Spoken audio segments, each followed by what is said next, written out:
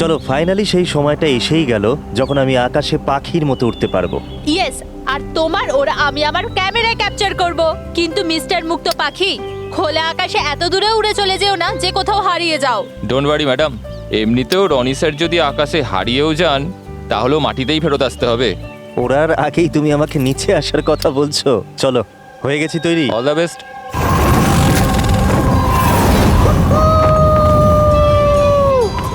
Yes, this is so much fun! Oh my god! Yes, come on, keep going, keep going. Arya, I love you! Roni, I love you too. Wow, মনে হচ্ছে ওনার ভালোই experience আছে। Of course, আমেরিকাতে ও অনেক adventure sports try করেছে, bungee jumping, paragliding, আরো অনেক। ইন্ডিয়াতে কোনো কিছু ট্রাই করেনি, আর যখন ইন্ডিয়াতে এসেছেই সারাদিনের জন্য, তো কেন কিছু ট্রাই করবে না?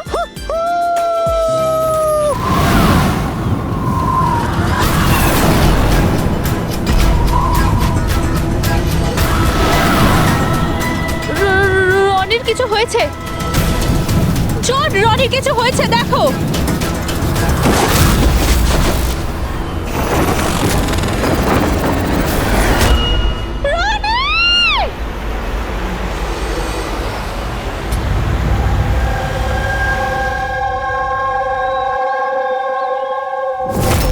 আমি আর রনি এখানে ছুটি কাটাতে এসেছিলাম। আমি কি করে জানবো এটাই রনির জীবনের শেষ দিন হবে? দেখো, আমরা জানি এই সময়টা খুব কঠিন, কিন্তু প্লিজ ভেঙে পড়ো না। আমি এবার নিউ ইয়র্কে গিয়ে ওর বাবাকে কি জবাব দেবো? আমরা একসাথে এসেছিলাম, কিন্তু ফিরে যাব একা। আপনি কাউকে সন্দেহ করেন কে মারতে পারে রনিকে? স্যার, রনিকে কেউ কেন মারবে? আমরা তো এখানে কাউকে চিনিও না। এমনটা নয় তো যে ওর কোনো শত্রু আমেরিকা থেকে ফলো করতে করতে এখানে এসেছিল? না স্যার, রনির কোনো শত্রু এখানে ছিল না। He was such a lively person, সবাই ওকে পছন্দ করতো। তাহলে তুমি বলতে চাইছো এখানে ইন্ডিয়াতে ওর কোনো আত্মীয় স্বজন, বন্ধু বা অন্যান্য কেউ নেই এখানে? এই দেশটা আমাদের জন্য অচেনা স্যার। সবকিছু এই প্যারাগ্লাইডিং এর লোকেরা করেছে। Please arrest them. আপনি আমাকে কেন দোষ দিচ্ছেন? এটা আমাদের রুজি রুটির ব্যাপার, আমি কেন মারতে যাব ওনাকে? তাহলে কে মেরেছে রনিকে? স্যার, এটা তো আমিও বুঝতে পারছি না। 3000 ফুট উচ্চতায় গুলি কি করে চললো? কেই বা চালালো? তাহলে রনি 3000 ফুট উঁচুতে উড়ছিল? হ্যাঁ স্যার, আমি নিজে গিয়ার চেক করেছিলাম আর কোনো প্রবলেম ছিল না তার মধ্যে। আর ওর আশেপাশে কাউকে উঠতে দেখেছো? আশেপাশে না স্যার, কেউই ছিল না। আকাশ একদম পরিষ্কার ছিল, চারপাশটাও পরিষ্কার ছিল, আর উনি ওনার রাইড এনজয় করছিলেন। কিন্তু হঠাৎ বুঝতে পারলাম না কি হলো, একদম দড়াম করে নিচে এসে পড়লেন। এই যে ক্ষতটা দেখছো, আমার মনে হচ্ছে অনেক দূর থেকে গুলি চালানো হয়েছিল, হয়তো কোনো রাইফেল দিয়ে। হ্যাঁ, রাইফেলই হবে, কারণ যে হাইটে এই উড়ানটা উড়ছিল ওখান থেকে তো কোনো শার্প শুটারই গুলি চালাতে পারে, কোনো রাইফেল দিয়ে।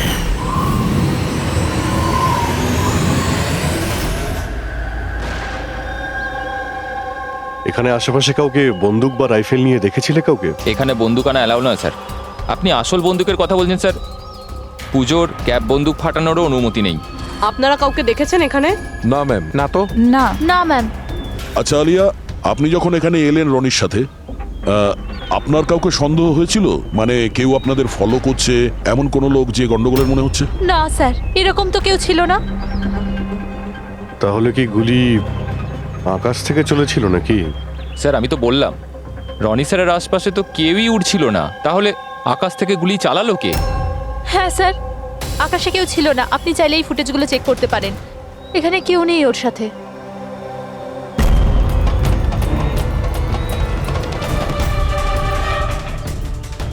এই ফুটেজে তো রনির আশেপাশে তো দূরে দূরেও কাউকে দেখা যাচ্ছে না। স্যার, নিচে থেকে ওপরে তো কেউ গুলি চালায়নি।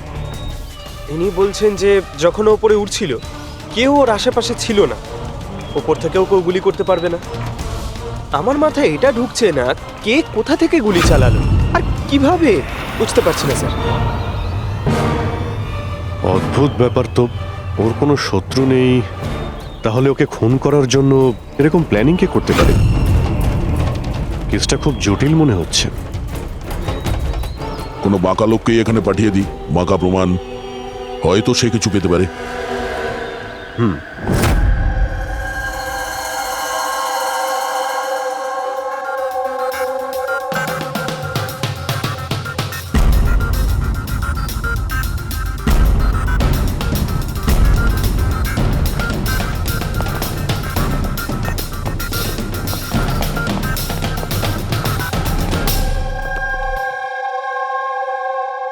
আরে বাহ, আজকে আপনারা দুজনে এমন ভাবে কাজে ডুবে আছেন যে মনে হচ্ছে যে অনেক প্রমাণ আমাদের হাতে দিয়ে আমাদেরকে পাঠাবেন এখান থেকে। অনেকগুলো প্রমাণ, হ্যাঁ, আর যদি একটাও না পাওয়া যেত? সোজা করে বলো না, কোনো প্রমাণ পাওনি, খুঁজে দেখোনি? ডক্টর সালুকে ওই গুলির ব্যাপারে কিছু জানতে পারেননি? আপাতত এইটুকু জানতে পেরেছি ভাই, ওপর থেকে কোনো ইউএফও গুলি চালিয়েছে। শালুকে তুমি না কোনোদিনই সোজাসুজি করে কথা বললে না। আরে এটা কি, এটা বোঝাও, আমাকে বোঝানোর জন্য এরকম করেছো? হ্যাঁ, বলো। এ দেখো বস, রনি মাটি থেকে 3000 ফুট উঁচুতে উঠছিল, আর ওর গুলিটা লেগেছে তার ওপর থেকে প্রায় 1000 ফুট উঁচু থেকে। আর এই গুলিটা 60 ডিগ্রি অ্যাঙ্গেলে এসে গায়ে লেগেছে। আমার তো ভেবেই কেমন যেন মাথাটা ঘুরছে। আকাশের উপর থেকে কে গুলি চালাতে পারে ওর উপর? এটা কিভাবে সম্ভব? এখনো হয়নি, আরো বাকি আছে বস। এই গুলিটা প্রায় 3 কিলোমিটার দূর থেকে ছোড়া হয়েছে। ভারী অবাক কাণ্ড, তাই না দয়া? 3 কিলোমিটার দূর থেকে গুলি চালানো হয়েছে। 60 ডিগ্রি অ্যাঙ্গেলে রনির গলার ভেতর ঢুকে যায় আড়াআড়ি। তার মানে রাইফেলটা খুব পাওয়ারফুল ছিল মনে হয়। একদম ঠিক বস, রাইফেলটাও পাওয়ারফুল ছিল, আর গুলি যে চালিয়েছে তারও হাতটা পাকা। এত উঁচুতে হাওয়া খুব জোরে প্রবাহিত হয়, আর টেম্পারেচারও কম বেশি হতে থাকে। তবুও লক্ষ্যটা মিস করেনি, একদম নির্ভুল পয়েন্টে গিয়ে লেগেছে। গুলি যে চালিয়েছিল খুব পাকা খেলোয়াড়, ডক্টর, সব শুটার।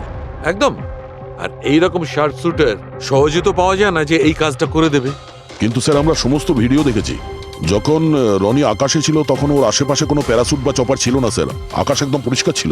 সেটাই তো বুঝতে পারছি না যে ওই কিলার কোথা থেকে গুলিটা চালিয়েছিল, অথচ আকাশটা পরিষ্কার ছিল। ও কি মেঘের আড়ালে লুকিয়েছিল? আর স্যার ওই গুলিটার থেকে কি জানতে পারলাম? কিচ্ছু পাওয়া যায়নি পুরবি। আমি ব্যালিস্টিক ডিপার্টমেন্টের পুরো ডেটা চেক করেছি, এরকম গুলির তো কোনো রেকর্ডই নেই।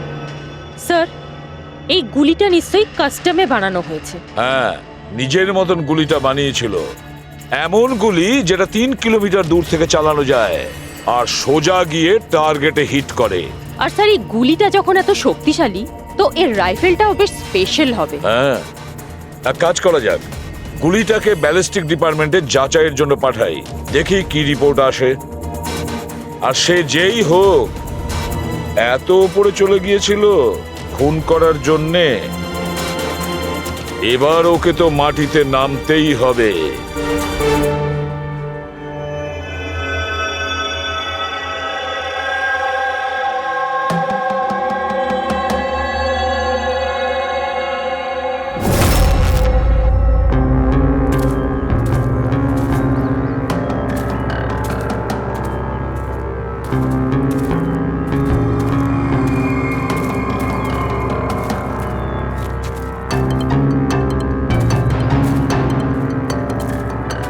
ব্রাদার, উই ক্যান ডু ইট।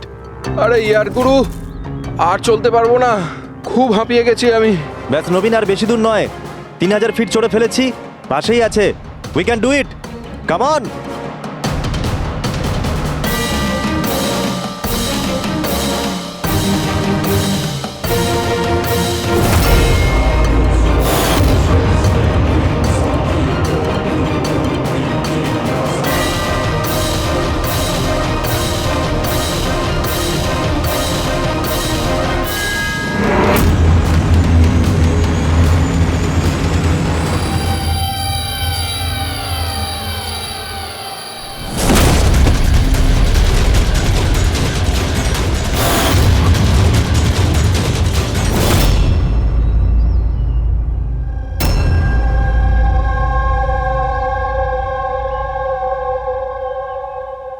এমন মনে হচ্ছে যে রনির মার্ডারের ফটোকপি দেখছি। 3000 ফিট উপরে ঠিক ওরকমই গুলি মেরেছে মাথার পেছনে। একেও একইভাবে গুলি চালিয়েছে। আচ্ছা, তোমরা যখন ট্রেকিং করছিলেন, এই হিতেনের পিছনে কেউ কি ছিল? না স্যার, হিতেনই সবার পিছনে ছিল স্যার। স্যার, এই দেখুন ফুটেজ। স্যার, এটা ওই জায়গায় যেখানে এই সব কিছু হয়েছে। অদ্ভুত তো, পিছনে তো খোলা আকাশ রয়েছে, এমন কোনো জায়গা নেই যেখান থেকে গুলি করা যায়। তাহলে ওর গুলি লাগলো কি করে? দুটো কেসেই ধরা যাচ্ছে না যে গুলি কোথা থেকে চলেছে। স্যার একদম ঠিক বলছেন। আকাশ থেকে কোনো কাক বা পায়রা কি করে গুলি চালায়? এই গুলিটা চালালো কে? আর এই দুটো গুলি 24 ঘন্টার মধ্যেই চলেছে। আমার মনে হয় এই দুটো কেসের মধ্যে কোনো না কোনো কানেকশন আছে। আচ্ছা, এই হিতেন কি কাজ করতো? স্যার ও কলেজ স্টুডেন্ট ছিল স্যার, মুম্বাই গ্র্যাজুয়েশন করতে এসেছিল স্যার। ট্রেকিংয়ের অনেক শখ ছিল ওর। অভিজিৎ, বুঝতে পারছি না যে কেউ একজন কলেজ স্টুডেন্টকে মারার জন্য এত প্ল্যান করবে কেন। সেটাই তো, প্রথমে রনি আর এখনই হিতেন। তবে আকাশ থেকে তৃতীয় গুলিতে অন্য কেউ মারা যাওয়ার আগে এই খুনিকে ধরতেই হবে খুব তাড়াতাড়ি। গত 24 ঘন্টায় দুটো খুন হয়েছে, দুটোই যুবক, আর দুজনকে মারার পদ্ধতিও অদ্ভুত। অদৃশ্য খুনি। স্যার দুজনেরই মৃত্যু হয়েছে অ্যাডভেঞ্চার স্পোর্টস করতে গিয়ে। মাটি থেকে 1000 ফুট ওপরে মেরেছে স্যার।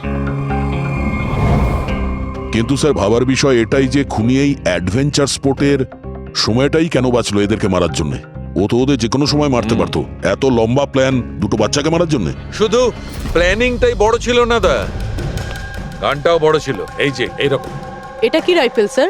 এটা হলো PX-65 রাশিয়ান গান। এটা লং রেঞ্জ। এইরকম বন্দুক দিয়ে মারা হয়েছে।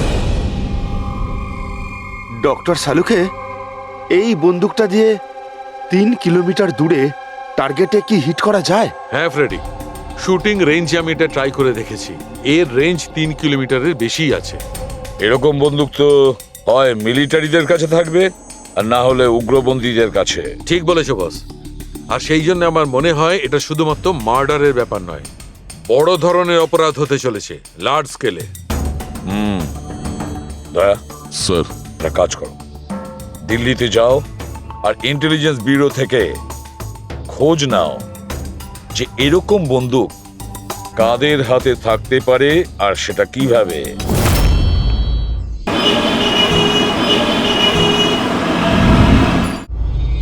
এই সমস্ত খুন এই রাইফেল দিয়েই হয়েছে। আর আপনারা তো জানেনই, এরকম হাই প্রোফাইল রাইফেল তো সবার কাছে থাকে না। আপনি একদম ঠিক বলছেন স্যার। আর যেটা আমাদের দেখা দরকার সেটা হলো এই রাইফেলটা যদি কেউ কিনতেও চায় তাহলে কিনতে পারবে না। এটা একটা কিংবা দুটো পিসে বিক্রি হয় না, বড় অ্যালটমেন্ট হয় এগুলোর। তাহলে কয়েক বছর আগে যে আতঙ্কবাদী হামলা হয়েছিল তার মধ্যে এই ধরনের রাইফেল ইউজ হয়েছিল? হ্যাঁ স্যার। তাহলে আপনাদের কোনো আতঙ্কবাদী গ্রুপের উপর সন্দেহ হয়? আগে হ্যাঁ স্যার, যদি আমাদের সন্দেহ ঠিক হয় তাহলে আমরা জানি যে এর পেছনে ঠিক কার হাত আছে। কার? এই অঞ্চলেই কিছুদিন আগে আমাদের আর্মি অনেক অস্ত্র আটক করেছিল। ওই অস্ত্রের মধ্যে এই রাইফেলটাও ছিল। হ্যাঁ প্রতাপ স্যার, সমস্ত আতঙ্কবাদী মরে গেছে, ওদের মধ্যে একজন পালিয়ে গেছে, তবে আমরা সমস্ত হাতিয়ার আটকে নিয়েছি। ওয়েল ডান প্রতাপ। স্যার, আর যে টেররিস্টরা পালিয়ে গেছে তাদের সম্পর্কে সমস্ত পোস্টকে অ্যালার্ট করে দাও। তাহলে এই কাজ ওই আতঙ্কবাদীর হতে পারে যে পালিয়ে গিয়েছিল ওখান থেকে। হ্যাঁ স্যার। আর আমাদের ইনফরমেশন অনুযায়ী এই আতঙ্কবাদী গ্রুপ খুব বড় একটা কিছু করতে চলেছে। বোধহয় এটাই সেটা শুরু। এই দুটো অপরাধ সাধারণ কোনো খুন নয়, এটা নিশ্চয়ই কোনো বড় সড় ষড়যন্ত্র, কোনো দুষ্কৃতী আক্রমণ ঘটতে চলেছে। হ্যাঁ স্যার। আর এই খুনগুলোকে আটকানোর জন্য প্রথমে আমাদের আকাশ থেকে চলা গুলির রহস্য ভেদ করতে হবে স্যার। আর এই রহস্যের কিনারা করার জন্য সবার আগে আমাদের এটা জানতে হবে যে এই আতঙ্কবাদীরা রনি আর হিতেনের মতো সাধারণ লোকের হত্যা কেন করলো। আচ্ছা, এমন কি কমন আছে এই দুটো কেসে? স্যার, দুটো মার্ডারই আকাশে হয়, দুবারই গুলি উপর থেকে চালানো হয়েছে কোনো পাওয়ারফুল রাইফেল দিয়ে। এটা প্রফেশনাল শার্প শুটারের কাজ হবে। আর স্যার এই দুটো কেসেই কোনো ভ্যান্টেজ পয়েন্ট নেই, আর এমন কোনো জায়গা নেই যেখানে বসে খুনি এই দুজনকেই গুলি করতে পারে।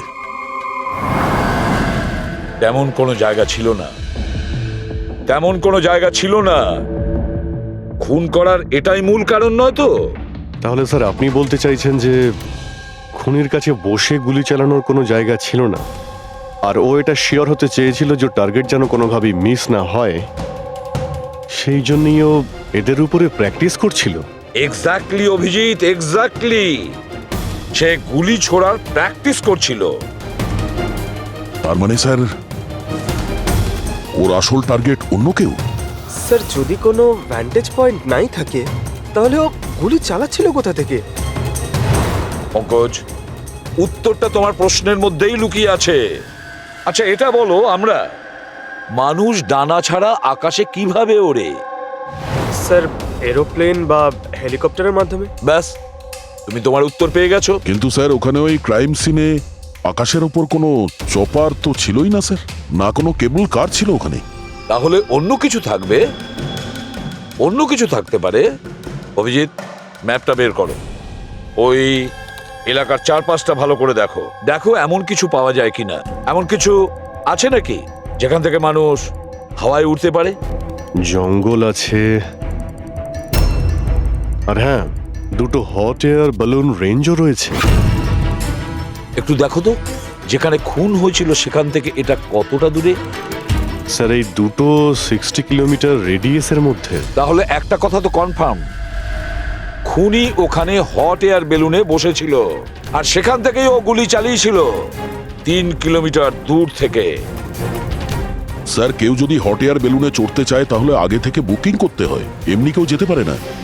কোনো ব্যাপার না, তোমরা ওই হট এয়ার বেলুনের অফিসে গিয়ে খোঁজ নাও যে এমন কোন ট্যুরিস্ট ছিল যে ওই দুটো দিনে ওই দুটো হট এয়ার বেলুনে ঘুরেছিল।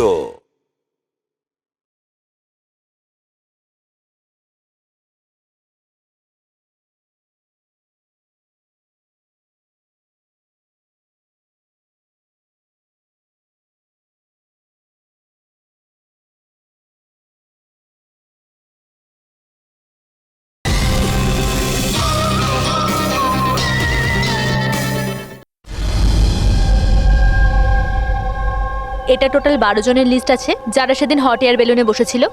কিছু জন একা বসেছিল, কিছু জন গ্রুপ বানিয়ে বসেছিল। তোমার কি মনে আছে এদের মধ্যে কতজনের কাছে কোনো জিনিস বা ব্যাগ ছিল? বা কোনো সন্দেহজনক কাউকে দেখেছো? না, বদমাস তো কাউকে লাগছিল না, কিন্তু একজন বয়স্ক আন্টি ছিলেন, পিঠে একটা ব্যাকপ্যাক ছিল আর চোখে চশমা আর মাথায় টুপি পরেছিলেন। হ্যাঁ, আমরাও অবাক ছিলাম যে এই বয়সে এই সব ট্রাভেলিং এর ইচ্ছা। আর যখন ফটো তোলা হচ্ছিল উনি লজ্জা পাচ্ছিলেন আর নিজের মুখ লুকোচ্ছিলেন। রবি, এই বয়স্ক আন্টি শার্প শুটার শুনে একটু অদ্ভুত লাগছে না? হ্যাঁ স্যার, আমি এখানে পাইলট। 25শে ফেব্রুয়ারি স্যার সব মিলিয়ে আমি 6 জনকে এয়ার বেলুনে চাপিয়েছি স্যার, আর 2 জনকে দিনের স্যার। আচ্ছা, তাদের মধ্যে কেউ মানে গন্ডগোলের লোক মনে হয়েছিল, কিংবা যার কাছে কোনো জিনিসপত্র ছিল? স্যার এরকম তো কেউ ছিল না। হ্যাঁ, একজন বয়স্ক মানুষ ছিল, জানি না কারো বারবার চিৎকার করছিল। হয়তো ওর মুড খারাপ ছিল বা খিটখিটে ধরনের ছিল। ওনার হাতে কোনো কিছু ছিল? জিনিস তো ছিল না। হ্যাঁ, একটা লাঠি নিয়ে হাঁটছিল। লাঠি নিয়ে হাঁটছিল? হেই, তোমাদের সাহস কি করে হলো আমার ছবি নেওয়ার, আমাকে জিজ্ঞেস না করে? কিছু ভদ্রতা আছে না নেই? ওরাও ওগুলো ওরাও। আচ্ছা, ফটো তোলার জন্য রেগে গেছিল? কি অদ্ভুত ব্যাপার, তাই না স্যার? লোক হট এয়ার বেলুনে তো প্রতিদিন বসে না, তাই না? তারা নিজেরাই ফটো তুলতে চায় যাতে এই স্মৃতিকে তারা সারা জীবন রাখতে পারে। আর কোনো বিশেষ কথা মনে আছে ওর ব্যাপারে?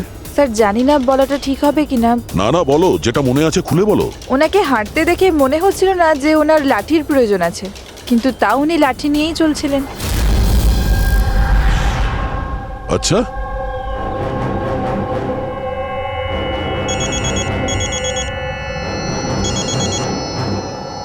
হ্যাঁ স্যার।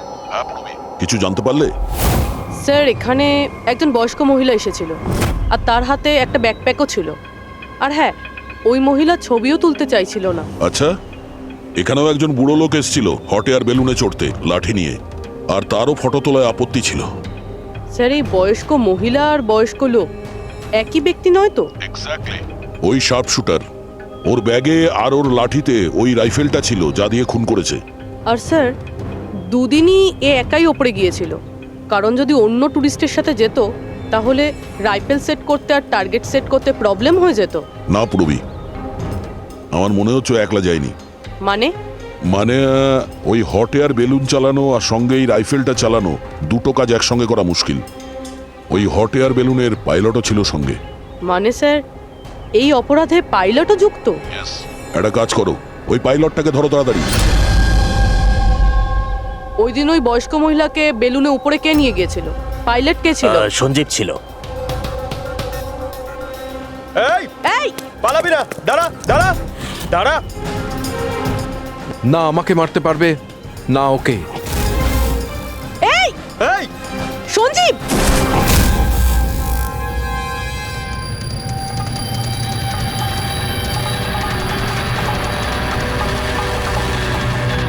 আরে তো প্রাণ দেওয়ার জন্য একদম তৈরি ছিল। এটা কোনো ছোটখাটো মার্ডার নয় পঙ্কজ, অনেক বড় মিশন।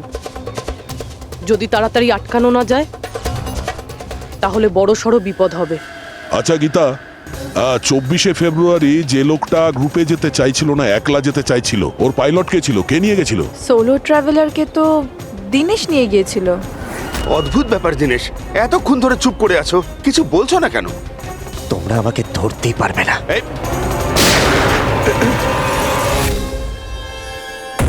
এখন যমরাজ তোকে অ্যাপয়েন্টমেন্ট দেওয়ার মুডে নেই। যতক্ষণ না আমাদের প্রশ্নের উত্তর আমরা পাবো, তোকে বেঁচে থাকতে হবে। চল। মারো, যত পারো মেনে নাও, আমার কিচ্ছু যায় আসে না। আর তাছাড়া তোমাদের এই আইনের কমজোরি থাপ্পড়ে এত শক্তি নেই যে আমার অপরাধের মজবুত হাড়কে গলাতে পারবে, বুঝলে? তোমার ওপর যদি টর্চার করতেই হতো তাহলে ওর জন্য তো 2 মিনিটের কাজ আমাদের কাছে। কিন্তু তারপর মনে পড়ে তোমার পরিবারের কথা, তোমার বোন। পরের মাসে ওর বিয়ে না? কেমন লাগবে ওর যে ওর বিয়ে হচ্ছে আর বিয়ের পরে ওর ভাই এই পৃথিবীতে নেই? হ্যাঁ, আর তোমার মা প্রত্যেক মাসে খরচার জন্য টাকা পয়সা পাঠাও না? তোমার মৃত্যুর পর কে খেয়াল রাখবে তার? কিছু ভেবেছো এ ব্যাপারে? হ্যাঁ, না। চলো, এখনো সুযোগ আছে। রাজ সাক্ষী হয়ে যাও। কথা দিচ্ছি তুমি জেলে যাওয়ার পরে তোমার মায়ের খেয়াল আমরা রাখবো। সত্যি? মানে পুরো খেয়াল রাখবে?